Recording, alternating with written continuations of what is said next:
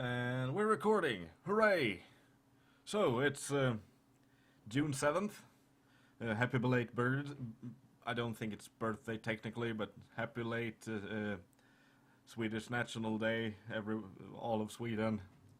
I just pretty much got to sit down there. I have Tassie with me. Hi, Tassie. Hi. Happy birthday, Sweden. We get you a cake, but we don't think there'd be one big enough for you. That's only 9 million people. Just make it big enough in New York, and it should be enough for everyone. Right. We do have a main topic to cover, but I think we're gonna do the usual what have we been doing recently sort of thing. But unfortunately, for the most part, I haven't done too much in the way of games recently. Okay.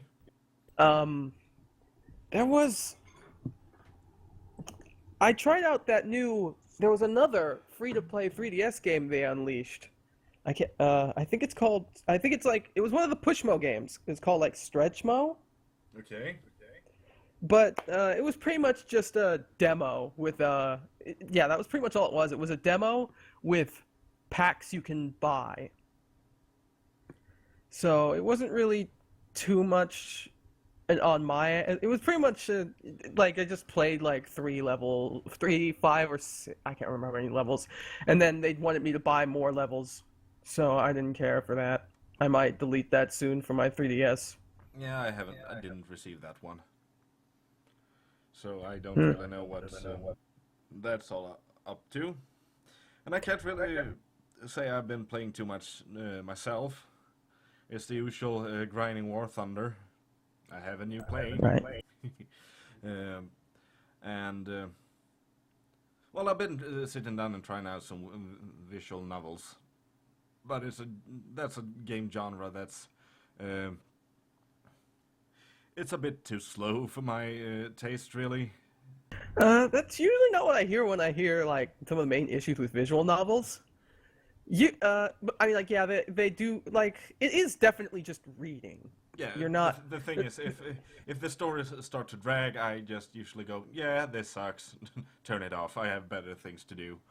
There are games that basically try to put visual, basically make something to make the visual novel part a little more interesting, but mostly it's just the story. The bigger issue I hear people talk about when it's visual novels are kind of iffy because usually there's a bit of moon logic to some of the stuff you need to do to get a good ending out of some games. Moon logic? I watched a visual novel before, and I think it can be something as small as inspecting some sort of object and some character falls on the ground, falls on their face. Literally doing that dooms you out of a good ending. That's what I mean. Moon logic a bit. You wouldn't expect to feel you probably would notice it the next time around maybe, or you think about it, but I think the only hint you get is that the character glares at you, but that's pretty much it.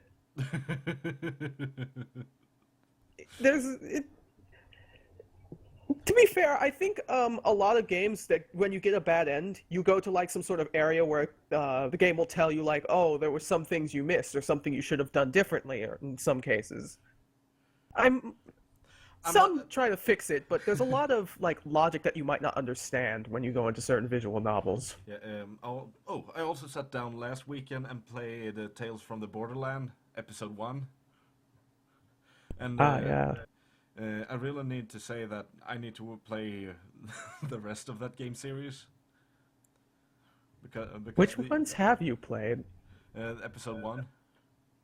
Oh, you mean the Tales of the Borderlands series? Okay. Yeah. Episode 1, Episode 2 is out. I'm gonna just sit down and start to order it. But first of all, I need to get money to buy a new computer because this thing is falling apart. I spent the better part of last Monday evening I tried to coax this laptop in telling it that I've had you for 5 years now, approximately 4 or 5 years. I do know for a fact you have a graphics card, and the computer kept telling me, no, I don't have a graphics card.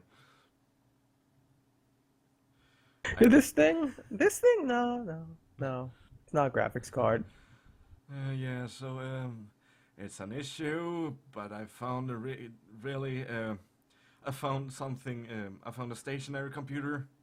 It's the first time ever I can buy one of these because I'm not driving around the country all the time anymore. That's always a good thing. Yeah, and I have prepared a small Asus EEE laptop to be a emergency backup. Yeah, I've been kind of, I've always been thinking about getting a desktop of my own, since I have a laptop that, while it works and it can run it can run games rather well as long as it's not like too intensive. It's like getting less relevant as we go along, but the only thing is, like, if I get a desktop, I practically have to move everything in my room around because it's a big old mess all around and it's really small compared, like, I can't, I mean, I need to, like, have the space for it. I have to, like, yeah, pretty much. Okay. Yeah, I think, I'm lucky enough to have lots of space under my desk, and as I live alone, I can pretty much just arrange things as I want without anyone else telling me how it's supposed to be done.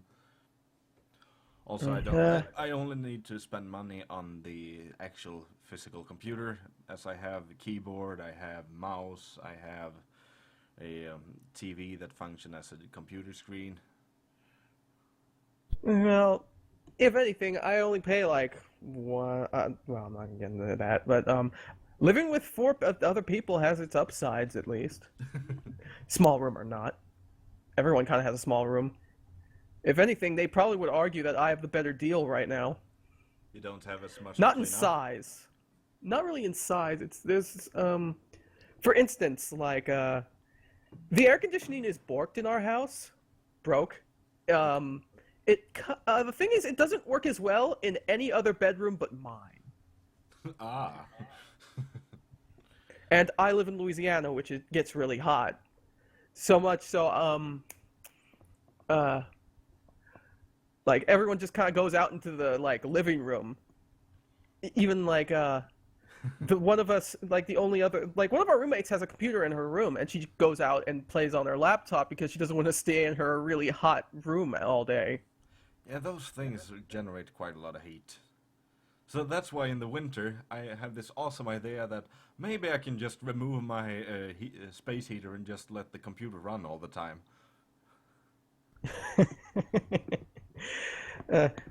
Yeah, of course. Other than I pretty much put like a triple deluxe down now because I've decided I'm not gonna try and deal with the true arena because it kicked my butt. Everything I said the last couple of weeks still stands. It's a good game, but it feels a lot like Return to Dreamland. It has great bosses, but the stages are really small, and I feel like and they pretty much make you go through the same gimmicks 4 different times. So it's good, but I wouldn't really say that it's if you have other platforming games, I wouldn't say that it's a game you need to pick up. Ah, okay. Okay, yeah. Maybe we should go on to the big news this week. So, people have been dropping stuff left and right. There's like, yeah, and I think I looked at it yesterday, and I think they dropped more today. So I just don't know. What I kind of figured out is that this game of Fallout will take place in Boston. Right. Because that's the news this week. They pretty much went out and said, "Yeah, Fallout 4 is happening." They did a whole trailer and complete with a countdown.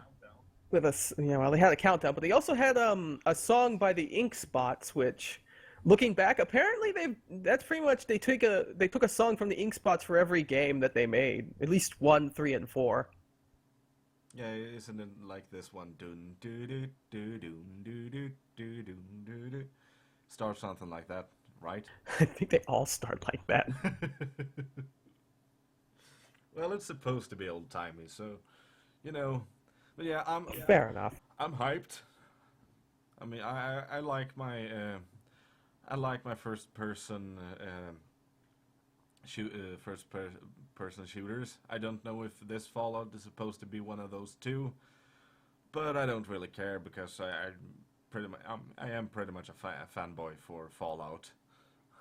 I don't think they'd have changed their formula too much, but we'll see. They didn't exactly show much in the way of. They showed the engine, but they didn't show any real gameplay. Yeah. It seems.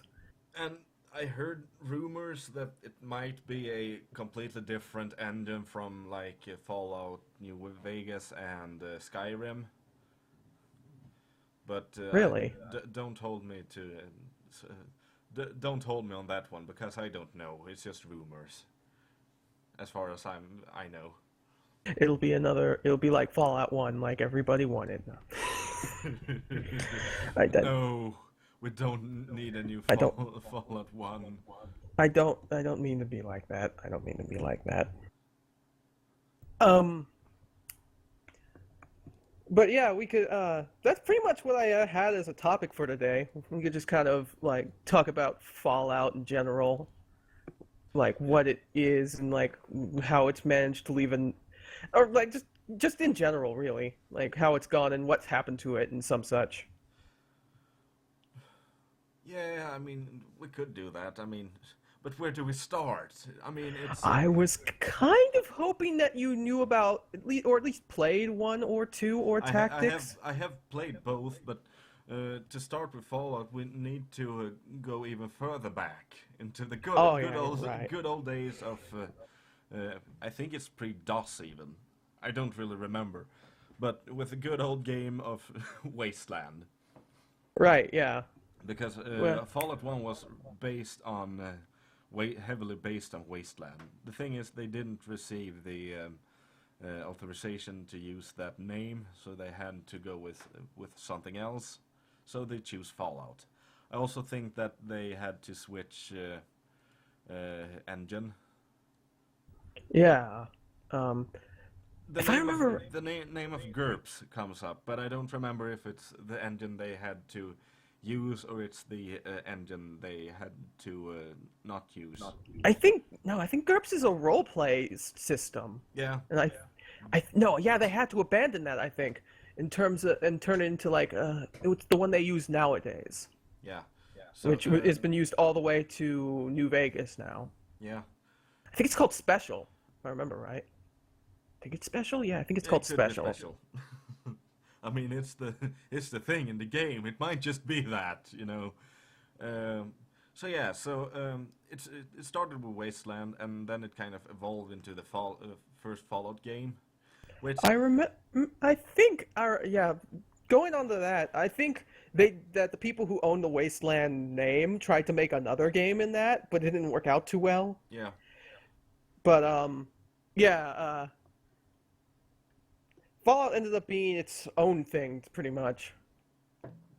When it kind of took a bit of a 60s vibe and tried and drove it. No transistors. It took it like took it into like a post-apocalyptic future. Yeah. To get a bit of uniqueness to it. Yeah. The first game itself, I think, is...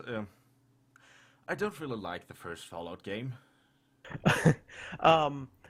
I haven't played it, but I know someone who did, and they pretty much came down to their entire experience was running away from rad scorpions, going to a city, not getting very well directed, going to find the first vault where they said that try to find like this one dungeon where they're supposed to get this important item, find it's not there, then come back out and keep getting chased by rad scorpions everywhere.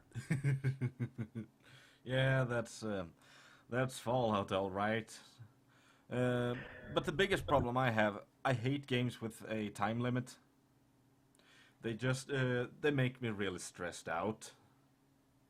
Oh yeah, that they gave you like a month to find the water chip, right?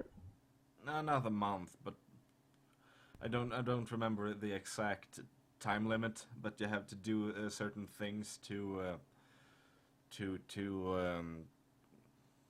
before a certain time. You can extend the time limit, but I really hate doing that. I really don't think it's fun because it removes the run around and do derp things all the time. I felt like that for a while. Like, it's why I couldn't get into Pikmin 1 because the idea of having like any amount of time limiting me, it like bothered me too much to try and get into it. Yeah, But and other than that, the game engine is fine. It's uh, it's one of those top down isometric games. Uh, right. it just it plays fun. It's just that always having that time limit behind you is kind of off-putting for me. Anyway, with Fallout 2, they removed the time limit. They still had. They also moved everything like further into the future, so the only thing I think I hear when it comes to that game, well, one, they introduced a major. I think they fleshed out the world a bit more. Yep. They kind of gave the world a bit more of a green feel, Well, and they also gave it tons of cultural references that some people are really bothered by. the thing is, they try to show that the world is kind of rising up from the whole from the nuclear holocaust that happened. Which, Things get pretty a bit much, greener. Right? There's water some places, those kind of things. yeah. So yeah, and it does remove the time limit, but the thing is they have certain events that's timed. So I think it's really they managed to keep the feel of urgency, but it isn't as it doesn't feel as important anymore to finish the quest. You can just run out off and do whatever. Right. But I remember when Fallout 3 was coming off around, I think like people didn't have a high opinion of Fallout 2 Yeah, for some reason. I think some of the bad rap come from Brotherhood of Steel, because that was the follow-up to Fallout, and it did poorly. Let's just say that. I haven't played it. I own the game in Warriors Incarnations. I have it on CD. I have it on Good Old Games. But yeah, it's people just keep saying it's not fun to play because of how it works and all that. As I haven't played it, I don't know, but I'm gonna sit down and do it. I thought I would have time to do it this week, but things came up. You know Right. that goes. Anyway, so yeah, what I forgot to tell about Fallout 2 that I miss in not so much in Fallout 3, but in New Vegas, it would have been awesome. In Fallout 2, you can have a car. Oh, really? People can steal the car from you. I guess that probably worked more for the world that they had in the earlier Fallouts, and not really in but not really in the sort of open world they had later on. Yeah, with Fallout 3, it's just that you're in this relatively small space. You can't really do much with it. But it would be nice to have maybe a motorcycle or something, just to get from point A to point B a bit faster. I know you can do it because people have managed to mod some of the things in there. Bethesda kind of has a hard time when it comes to like anything that isn't just walking on foot or horses. Yeah, so I really don't want. I don't want a rideable Brahmin. I just want a damn motorcycle, or be able to fly one of those flying things they showed in the trailer. Right. So, But there was a long stretch of time between even like Brotherhood of Steel and 3 at least. Long enough that Interplay kind of like it went into dire straits and ended up just selling the entire franchise to Bethesda. yeah, they were working on a 3D Fallout game codenamed Van Buren, but they kind of just abandoned that after the company fell off on hard times.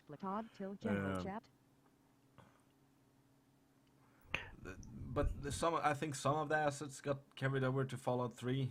Not all of them, but some of them. And there's always that bit of speculation, you know? Yeah, I really don't know, so I maybe people shouldn't trust me too much on that one. But Fallout I think 3, the people made the connections in the past, but yeah. You're never really gonna know. Yeah, Fallout 3 was one of those. It was kind of a game changer. How, at least how I look at first-person RPG games. People practically described it as, oh, it's Oblivion. It's kind of like that, but now you're using guns. But it technically is much more than that. Yeah, it's like if you like melt it, if you like boil everything down to its most base concepts, then sure. But yeah, it's pretty much just like adapting Fallout 3 to basically adopting the Fallout formula to what Bethesda is good at, which is open world first-person RPGs. Well, I would say they're decent at it. I wouldn't say they're good at it. Not with the hilarious bugs. It's the only thing they do. Yeah, but not with all of the hilarious bugs they used to have on launch day. People practically get used to that. And also, it's pretty much like a gigantic place. I can't blame them for having tons of glitches, though not all the time. Sometimes it's a little bit unforgiving. Yeah, game-breaking bugs are not nice. I know. Graphic glitches doesn't really bother me. Yeah, no, not really. But I know many people didn't really like the transition from 2D to 3D. It was a sudden change, and it was most certainly like it was a different company making like a game in a style that they're used to, and the accusation that it was just going to be them using this engine and then like just propping Fallout's like assets over it kind of bothered people. Yeah, I can understand that a bit. But it's a way to work efficiently, to just use the tools you already have to make something new with it. And I would say that Oblivion and Fallout 3 doesn't really look much alike. I could also say that it's been long enough that pretty much I don't think it would have been too much to try and change things up or at least do something different at this point. And I mean, almost every game at that time used Havoc in some way, so I'm not gonna hold that against them. Well, yeah. So, Fallout 3, it does basically instead of being in California like the first two games, it put you in Washington D.C. and had you like go about the Capital Wasteland, where I think it was like mostly a whole big area around DC itself, and then just DC. Yeah. And like as many landmarks as they could put in that space. Yeah. And it is a really atmospheric game. I really like it. I think it had a bit of problem with I wouldn't say pacing, but if I remember correctly, really early on you could really run into really high-level enemies if you took a wrong turn at somewhere. I don't remember. It might just been one of those launch day glitches. But if I remember correctly, I took a wrong turn, so instead of running to Megaton as you're supposed to, I kind of ran in a giant red scorpion. Right, just like Fallout 1. It's like you never left. Oh, that's a giant red scorpion. Oh shit, that's a giant red scorpion. Run! So yeah, that didn't end on a that didn't end good for my character. But after that, yeah, it went decently after. Oh, and the fact that in the original game without the DLC, you kind of died after you beat the game. The ending wasn't like people didn't enjoy the ending that much No, because it, it pretty much didn't give you any sort of post game to deal with at all. no, because you couldn't play after after that. I think what people had the problem with the most was that you had like a super mutant on your team who could go into this area and would be able to come out of it unscathed, and yet all he would end up saying is like, "Nope, this is your mission now. You can go do that. I'm gonna stay here and not do that." Yeah, and then with the DLC, he's like, "Oh yeah, you're right. I can go in there and do it for you." That's strange. Why didn't I ever think to do that in the first place? Yeah, it's like, yeah, you're a super mutant. You can withstand this kind of radiation. That will be quite lethal for my health. So yeah, that was a. I just don't think they thought the whole thing through really. I think they just wanted they wanted you to have a sacrifice ending, but didn't actually think the idea through too well. Yeah, I mean, usually you have this. You can do this different choices in your life, and it changed the how people think about you. Right. Usually in the Fallout games, so they thought that this is a good idea, but they kind of forgot that people kind of expected that they wanted to have the choice if they wanted to do it or someone else wanted to do it. Right. And I mean, Fox wasn't the.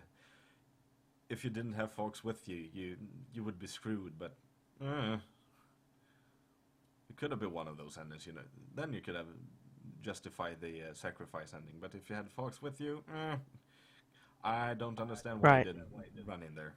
So I think it was good that they fixed those things. But then again, I haven't played Fallout 3 in years, so maybe I need to sit down and do that again. The modding community is still pretty damn strong, so I think they might have patched it for the up to New Vegas standards. And would you look at that segue, or do you have anything? I kind of wanted to point out some of my own I will say, I enjoyed when I played it. I enjoyed the game for my own standards. That's because it was like the first Bethesda game I ever tried. No, wait, no, that's wrong. Jeez, what's wrong with me? I forgot Oblivion. Wow. Morrowind? I didn't play Morrowind. Oh wait, I don't think that was Bethesda either. Never mind. Carry on. What? Wait. I don't remember. But forget it. I played Oblivion, but then I played Fallout, and I think I had a better time with. Did I? Yeah, no, I had a better time with Oblivion because Fallout. Christ. I've had a better time with Fallout because, because I think like Oblivion, there was like a bunch of little things that just kind of bothered me. Okay, yeah, well, I really like both, but in a vast different experience. I think Oblivion Gates didn't really have any sort of purpose to them. I think, I went to it was just there to just give you to a cave and then you would go back out and that was it. Even though I was expecting like every single Oblivion Gate would have a way to close it or something, or like I guess it was just kind of like a disappointing cave and that was it. There was like getting infected, like later in the game, I was just getting infected with diseases, and I didn't have any way to cure them, so I just reloaded games until I could just get through places without getting hit. There was, I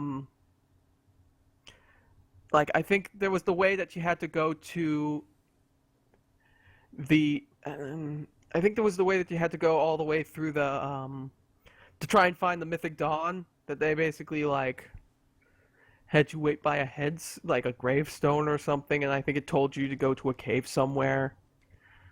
It was just like little things that just kind of I didn't care so much for in terms of Oblivion. But when it came to Fallout, I felt more willing. It felt less like like a need to. I felt more willing to explore instead of just sticking onto like the paths and just getting attacked by bandits. Ah, okay, yeah. Then again, I always play these RPG games kind of similar. Uh, in Fallout, I'm the sneaky bastard that it will either take you out from afar or sneak up behind you and stab you in the back. In Fallout, I'm this guy that just snipes you from from the distance and then sneaks up and put a silenced pistol gun to your head. That's not me. I run in with my with whatever gun I have in my hand and just fire right in the guy's face. Yeah, I have. Not the best player. No, I have precautions if I have to do that, but that's usually this big old thing that explodes upon impact with something. Right. There's a room full with baddies in there. Well, I do have this rocket launcher. I felt more willing to explore and find these strange like places. Like I went into I think it was like a museum somewhere in DC, and I ended up coming across like a bunch of bandits fighting this giant mutant that the ones that you would find that you would have fought in the middle, like near the beginning, outside of the news radio station. Yeah, and like I was just watching and wondering like, what well, am I it's gonna not do? the How museum, but it's just like the building next to it. Yeah, and I was just sitting there, being like, "Well, what am I gonna do? Am I gonna like attack this thing? Am I gonna go around him? Like this sort of like I'm just thrown into the situation. I don't know what I'm gonna do yet. So, like I have to work my way around because I don't really have. I just waited until they were decimated enough. Then I just went in with my big minigun and just sprayed and prayed. Right. It was like the other one was like when you first go into Canterbury Commons, where there's like the antagonizer and the robot guy. Yeah. And like they're just at a standoff, like in the middle of town. You don't know what's going on at first until and then while they're just kind of having this back and forth before they just like separate. And then you hear from everybody in town like, oh, they always go around here and they're causing a bunch of trouble. Or like when you first go to that one town that's infested with ants and the fire ants, yeah. Yeah, and you just have to pick up from like the one kid that's still around, like what is going on and where you gotta go to like fix this problem. Yeah. Stuff like that. Like they just kind of it's the sort of situation where you're thrown into something and you don't know what you're doing. Yeah. They're like you're not. It's not like an instant quest or something. It's just like you don't. Like it's thrown on you and you have to adapt. Yeah, I think I picked up on the radio. Yeah, this town is having a problem with fire ants, and I was like, fire ants? That can't be so bad. Then I went in there and realized why they was called fire ants. Literally fire. Everywhere, the whole town was on fire. And right. it went more on fire the more I was in there. I thought, it's just these small bug creatures. How bad can it be? Really bad, because the only thing I had to kill them with was my fists. Right. And it wasn't like, yeah, I want to run up to that thing. Well, I did that with the first one. Then I got fire in my face. Right, that was kind of coming out of nowhere, really. Yeah, that was an issue. So yeah, that's one of my more fonder memories of Fallout 3. With Fallout New Vegas, I'm gonna jump there if you don't have any. Go ahead. Yeah, I don't really have. I think that game just worked better. It had a more open experience, and then again, I only have played the I was going to say vanilla game. I only been playing the regular game. I've been modding it just for stability issues. But yeah, Fallout New Vegas was made by BlackRock Studios, which has comprised of the original members behind the earlier Fallout games. Well, some of the members at least. Some of the members. Yeah. So I just thought it worked better. It was better balanced. You could be this awesome renegade dude, or this do-gooder just running around the Mojave wasteland, just being nice to people.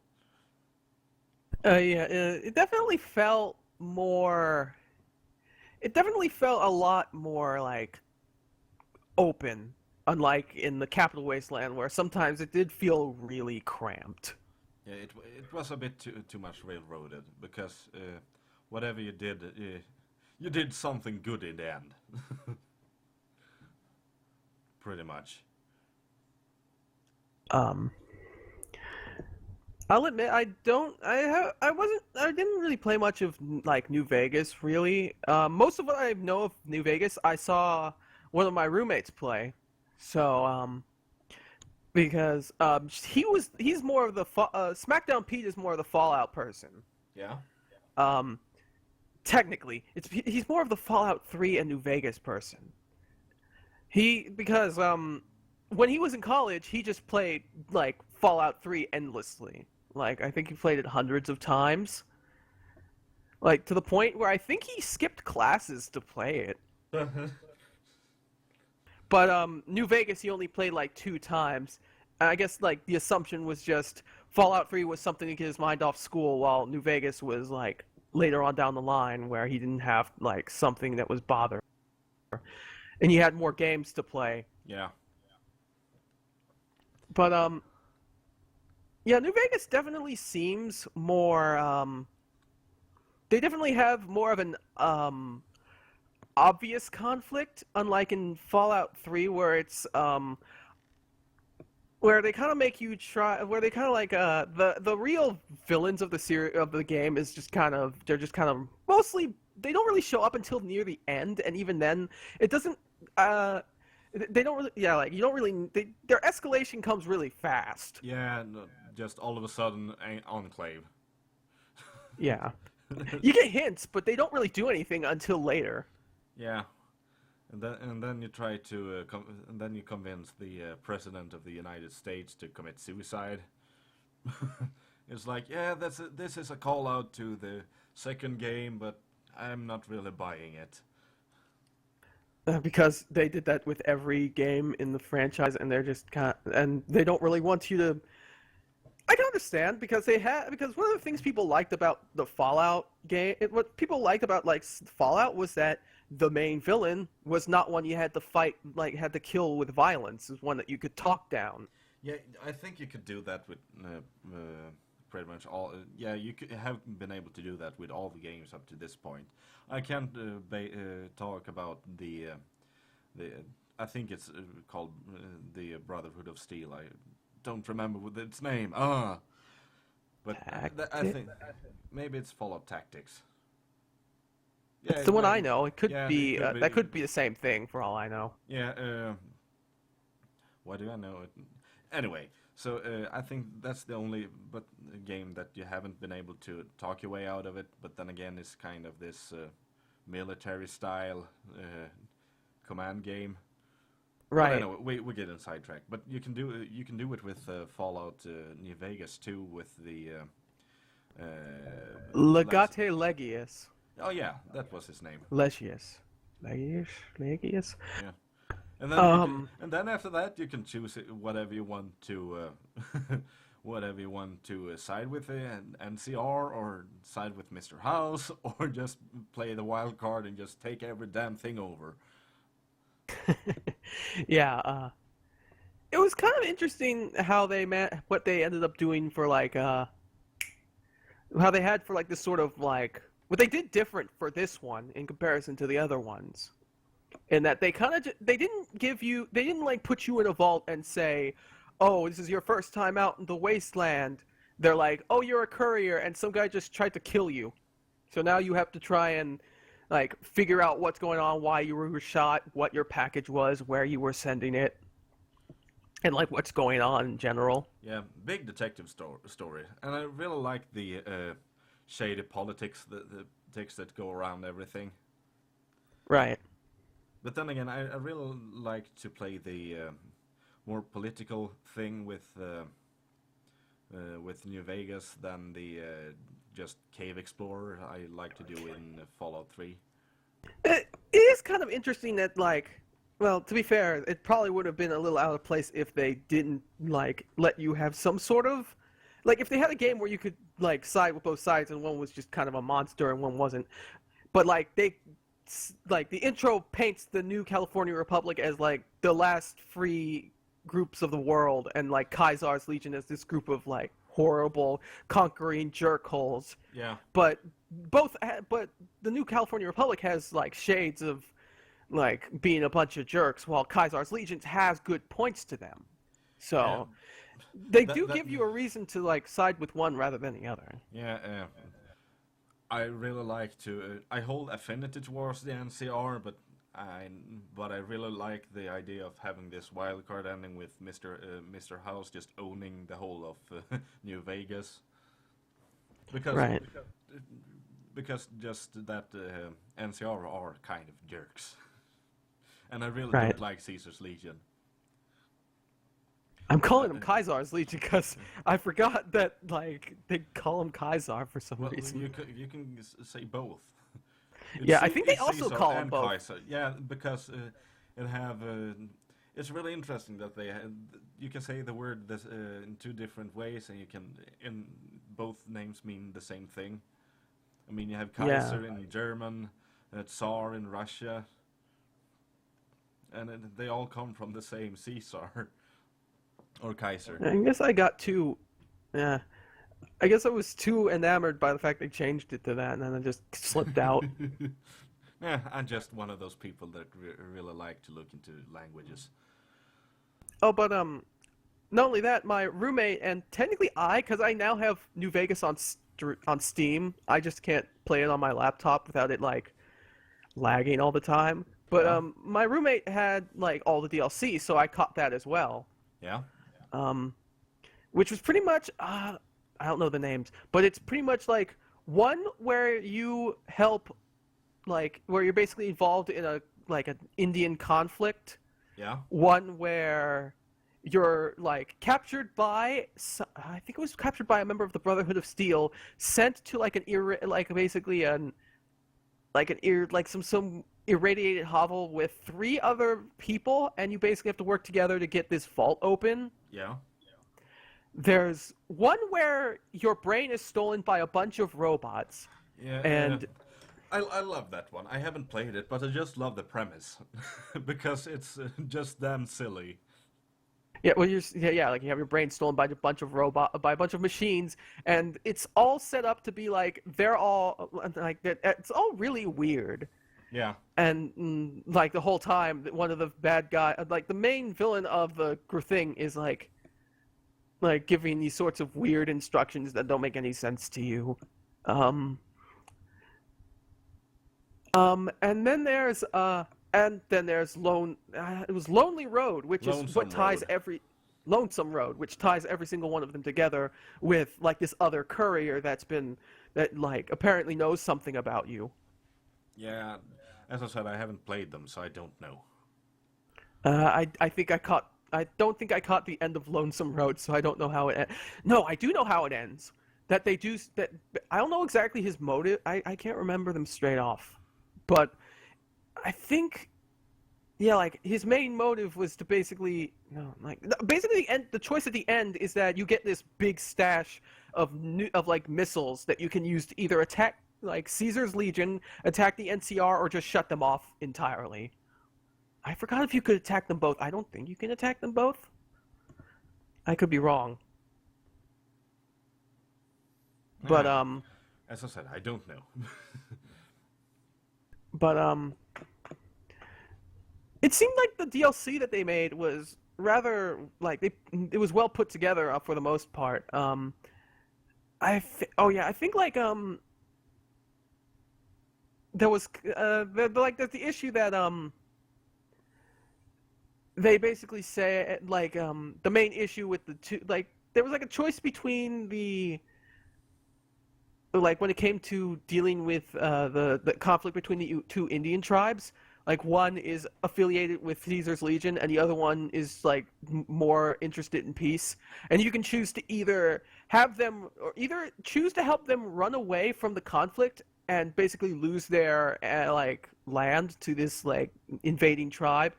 You can have them attack and kill, and you can either choose to. And once you attack and basically kill most of them, you can either choose to like let the leader of the tribe fight for himself or just kill him. And I think like the main issue is that if you choose to attack the tribe, it makes the tribe that you are helping more violent, and like to the point where they might attack other caravans. And I think that's like one of the issues that like my roommate came up like had an issue with. But I think he liked I forgot how he felt about the one in like the safe cracking one. I forgot about that. But I know he liked the one with the where your brain is gone, and I think he liked Lonesome Road. Yeah, I really need to sit down and play them before they release Fallout 4, just so I get some, just to hype myself a bit more. Because the last 5 minutes I was pretty much just glowing green when before they hold out the release or the trailer. Yeah, that you know, looking back, there's no way it could have been anything else other than Fallout 4. No, it couldn't been. I mean, it was in the name. there was a there were jokes made, but I don't think that Bethesda would have done anything other than. I don't think Bethesda does like anything other than main series titles ever. I don't think. Yeah, there's other than like very rare exceptions. Bethesda games don't get side games usually, and they don't get remakes or anything else either. Yeah, I frankly don't know, so I can't really answer the question. But we have this wonderful tool called Google. I'm gonna just give me 2 seconds and I can look it up. Yeah, no, I don't think that. No, just offhand. There's only 2 franchises I know Bethesda has a hand in. Yeah. There's ones they own. There's companies they own now, or at least there's companies that they're also a part of, but I don't think that they themselves ever really did much in the way of side games outside of like maybe Elder Scrolls Online, and that was more of a like a move to try and get the game to be more multiplayer, it seemed. There's a lot of Elder Scrolls and Oblivion. Elder Scrolls, Oblivion. Oh, IHRA Drag Racing Sportsman Edition, and Elder Scrolls. Yeah, that's that's a lot of RPGs. Yeah. Yeah, So, I don't really see much in the way of like sci or like games that are different from the main line of whatever they're doing. Usually they just go to straight sequels and never do any sort of like spin-offs ever. Well, Bethesda Softworks video games. If we go far back, before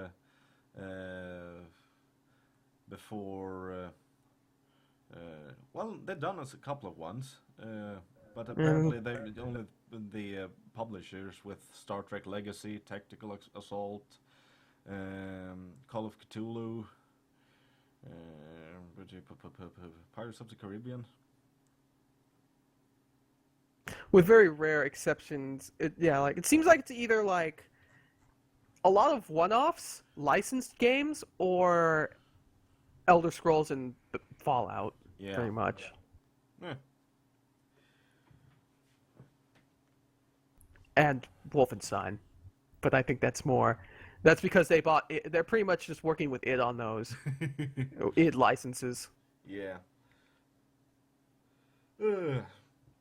So, anything else we want to talk about? Because I feel like we're kind of exhausted our common knowledge in just rambling about Fallout games. There's XCOM 2, which is just a pre-release trailer, so there's not really much to talk about in terms of that, outside of info they've given, but haven't actually seen yet. There's Lucas is going. Smash Brothers is going to get like an update where they have Lucas released and a Miiverse stage. Steam is doing refunds now, actual refunds now. Just watch people just abusing that system. I just feel like people are gonna just abuse the hell out of that system. It's something that's going to need to be fine-tuned, but I'd rather have it here now and risk that than not have it at all. Yeah. I mean, we all have crap games in our library. Yeah, pretty much. If anything, it'll get me more willing to immediately start playing games that I buy on Steam. So. Yeah. And, but other than that, like, there's nothing much that I know. A lot of the news is just going to be waiting. It's just going to be like waiting for E3 at this point. And. Yeah. What date is next week? Oh, it's the 21st. Yeah. When is E3? I heard it was next week, or at least some point. I think that we would be able to. It would be enough time to have another podcast episode. At least I think. Okay, yeah. But the thing is, if it's midsummer, I'm not gonna be around. I'm not even sure I'm gonna be sober enough to get home by Sunday. Midsummer is the time of the year I just run out in the forest with a couple of other people, sit around a tree and drink copious amounts of booze. Sorry, I'm looking it up. Yeah, the thing is, it's a bit hard to get some kind of internet access out there. Oh, it's gonna be this week. Ooh. Well, we can look into. Maybe we'll just have something extra planned. We never know. Right. Yeah, but other than that, that's pretty much all we have to talk about. Yeah, I really don't have any other news, really. It's getting a bit warmer. It doesn't get dark during the nights. It stopped having. We stopped having heavy rains. So that's something. Yeah, that's nice. Yeah, apparently the cold weather is starting to subside, so we're gonna start to have a bit of sunshine. Right. Oh, I also have reindeers eating on my lawn, which is kind of nice because that way I get my lawn mowed and manured at the same time. It's a win-win situation here. I'm not gonna complain.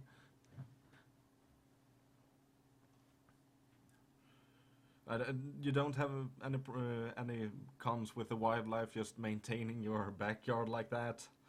I don't have any of that at all. Usually, the most that I end up getting, like, all out here in this suburb is, like, possums. And bugs. And stray cats and dogs. That's pretty much it. Okay. If I get stray dogs here, I would start to get a bit worried, because if there's a dog running loose, there's probably an owner somewhere, and maybe they might be in trouble. You never know. Someone got, like, I helped, like, some other person, like, deal with this dog that was walking along the street, but apparently this one dog that we were looking at, that we were trying to chase, just goes under from under the fence whenever it pleases. So, I don't know. Yeah. And the owner doesn't do anything about it. Can't really do anything about it. And it's a dog. I mean, if they want to escape, they will escape in some way, shape, or fashion. I know of Australian Terriers, not my own, mind you, that have jumped like 60 centimeters up above a fence to escape. I'm glad that my dog doesn't do that. I'm glad that the most, like, smartest thing I think I've ever seen him do is be able to find his way onto, like, the top of the couch. Pretty much it. Well, our dog does that too, but I mean, it's a terrier. She doesn't take up that much of space. Right. So, and usually she isn't dirty, so my mother doesn't mind that she being there. I mean,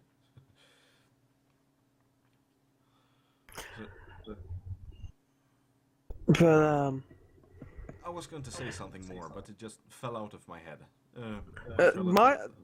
my dog is big enough to be a human, so no. Ah, okay. It gets he takes up a lot of space, and he doesn't care. Okay, yeah, that's sounds like a dog. Sounds like a dog in general.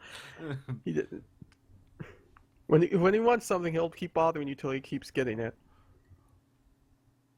Well, most dogs don't do that. Yeah. The pro I have with our dog is that I can pick her up and just carry her off to where she's supposed to be. Yeah, I'm used to small dogs, but this one is 3 times as big as to what I'm used to. So I just have to deal with him mostly. Oh, okay, yeah. That's why I like terriers so much. They are kind of stubborn, but they can be how stubborn they want. If I just manage to pick her up, she can protect as much as she wants, but she going where I damn please she gonna be going. Actually, I double checked. I kind of got the date wrong for E3. Okay. I was looking at 2014. Oh. This year, it's actually going to be from the 16th to the 18th, not the 9th to the 12th. Oh. So I'm still gonna miss it. Bugger. Because I go away on maybe Wednesday and come back Sunday evening, Sunday night, or Monday morning. I see. It's and this is one of the cases with bad infrastructure. Because in a straight line from here to where I usually celebrate Midsummer, it's like 50 kilometers if I walk. When I have to go with a car, it's more like it's about 300 kilometers. I see. Because I have to drive around this mountain range and go around a big lake and a river. It just adds up. Right. So yeah. Anyway, I think we exhausted everything by this. So I think we Especially exhausted. Yeah. So I think we can stop here. It's almost been an hour. So Right. I don't want to set a date down just yet because I don't know what I'm gonna be doing on the 21st. But we can keep it open. But Right. In the meantime, we can just say bye and hope everyone sees us next time we manage to upload this. Right. We'll see everybody next time. Yeah. Hopefully we have Marilyn with us too. Yeah, hopefully. He'll hopefully get his internet. Hopefully it'll be better than how I had to deal with that. Yeah, I'm sure he will be fine. He'll be fine, yeah. Anyway, goodbye, people. Goodbye.